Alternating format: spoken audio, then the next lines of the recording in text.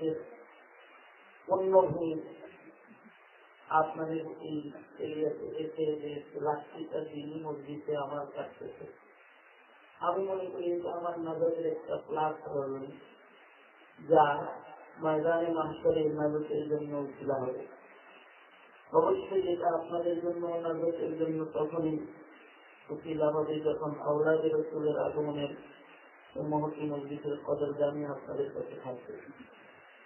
মানুষ তাদের রাত্রিকালীন গুনাহ করে রাতের হিসাব দিতে গিয়ে যখন ময়দানে মাহশরে জাহান্নামের আগুনে পড়বে, সেদিন হতে পারে আওলাদের রাসূলের মজলিসে জামিয়া মাদানিয়া সম্মেলনে জান্নাতের বাগানে যারা বসে রাত কাটায় দিয়েছে, তাদের এরপর প্রতি রাতের হিসাব দেওয়া আসান হবে।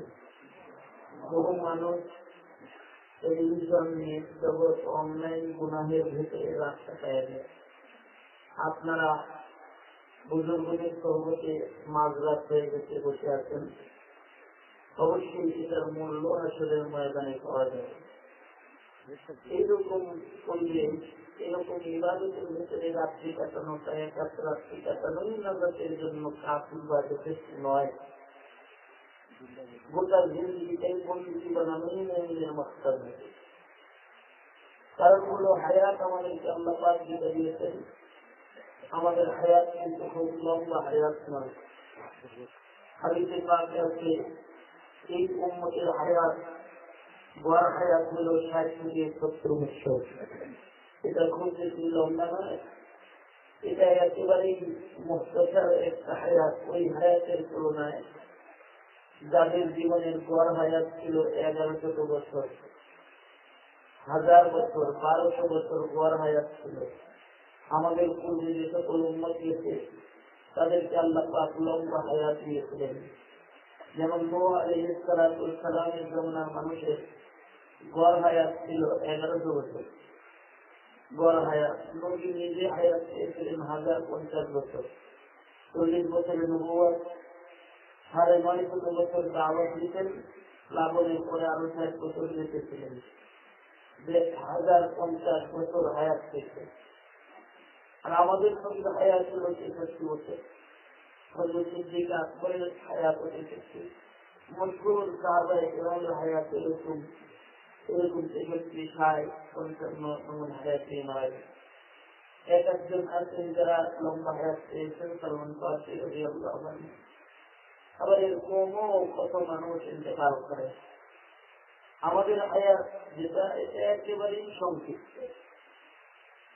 ওই যুগের মানুষের হায়াতের তুলনায় আমাদের হায়াত নাই।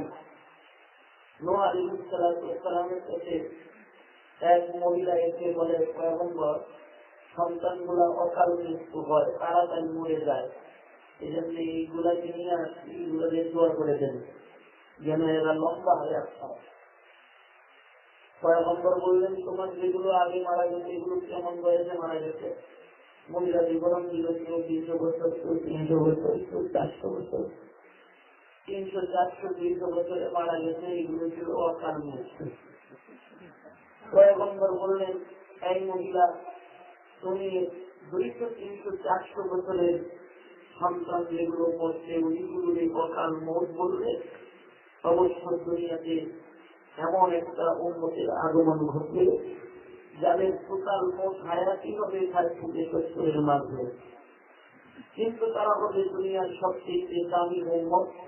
আসবে দুনিয়াতে সবার পরে, জান্নাতে যাবে সবার আগে। সুবহানাল্লাহ, আরো আসতে করে বলেন আওয়াজ করে জোরে বলেন সুবহানাল্লাহ।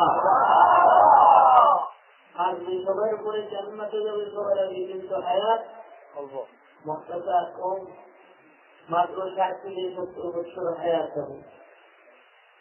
যাদের অকাল মৃত্যু হল 200 বছর, তাদের সামনে আমাদের হায়াতের অবস্থা কি? এদের অকালের সাথে আমাদের পুরা কালও কুলায় না। আমাদের পুরা কাল জোড়া দিলে তাদের অকালের সাথে নেই। এক লোক ব্যাংকে টাকা জমা দিতে গেছে 50,000 টাকা, সামনের লোক টাকা জমা দিতেছে 50 লক্ষ টাকা। স্ত্রীকে দেখছে 50 লক্ষ টাকা মাত্র, ভিতরে 50,000 নিয়ে যে দাঁড়ানো আছে, সে চিন্তা করে আমি কি রেখে এবং লিখতে লিখতে 50,000 টাকা নাই। রবীন্দ্রের কাছে লিখতে রবীন্দ্র বলতে যে কি ভাই এখানে 50,000 টাকা নাই, কেন আছে নাই লিখছেন কেন? আগে একদম 50 লাখ মাত্র এগুলো সেই ভয়ে নাই লিখছে, কারণ ওই 50 লাখের তুলনায় আমার 50,000। এক লোকের সাথে এক লোকের দেখা হচ্ছে, লোকটা মোটা তাজা ভালো, আমি যতটুকু মোটা এরকম না, কয়েকটা মোটা মিলা আসবে মানে বড় সড়ো মোটা দেখেই তাকে দেখে তো বড় মোটা মানুষ মনে হয়েছে, এই নাম জানার জরুরত করছে।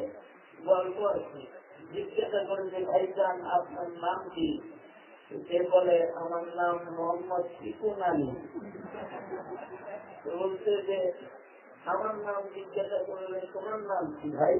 আমার নাম নাই, কারণ তুমি যে অবস্থায় এমনি এমনি তোমাকে দেখতে হবে, আর তুমি হচ্ছে শিকুন আলী, আমি আছি, আমি নাই, আমার নাম নেই।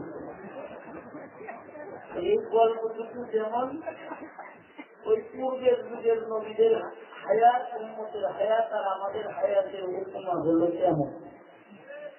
আমাদের অকাল মৃত্যুর কোন হিসাব নাই, 1 মিনিট 2 মিনিট এরকম, আর 1 বছর 2 বছর। তাদের অকাল মৃত্যু ছিল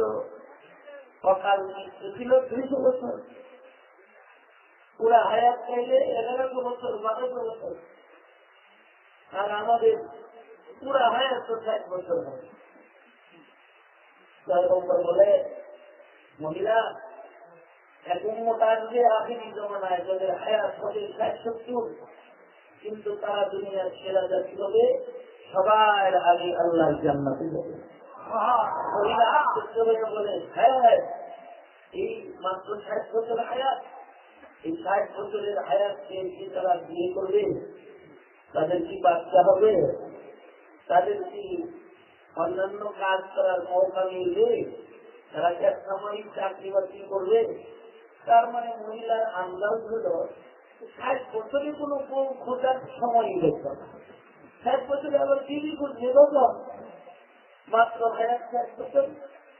কিন্তু আমাদের দেশের যে হালাত, আমাদের দেশের মানুষ তো অনেক গুণা করার সুযোগ পায়। আগের জমানার মানুষ এত গুণার সুযোগ ছিল না, তাদের লম্বা লম্বা ইবাদত ছিল। এক হাদিসে আছে, হাসরের কঠিন ময়দানে বিচারের আদালতে এমন কিছু মানুষ আগের যুগে হাজির হবে, যাদের কাছে 500 বছরে লাগাতার গুনাহ ছাড়া যে রিয়া ইবাদত মজুদ থাকবে। 500 বছরে কোনো গুনাহ হয় নাই, এবং 500 বছরে যে ইবাদত করেছে এর ভেতরে কোনো রিয়াও প্রবেশ করে না। এইরকম ইবাদত নিয়ে দাঁড়াবে জমানা ছিল, এরকম লম্বা ইবাদতের জমানা। আর এই যুগ হল লম্বা লম্বা গুনার জমানা। তার জীবনে কতগুলো সিনেমা দেখছে, তার জীবনে কতগুলো গান গাইছে, যিনি বুকে নাম হচ্ছে, তার জীবনে কতগুলো জেনা করছে, এটারও কি করবে? তার জীবনে কতগুলো বিয়ে করছে। একবার পত্রিকায় গেলাম, আমাদের বাংলাদেশের পত্রিকায় গেলাম, এক লোক বিয়ে করছে,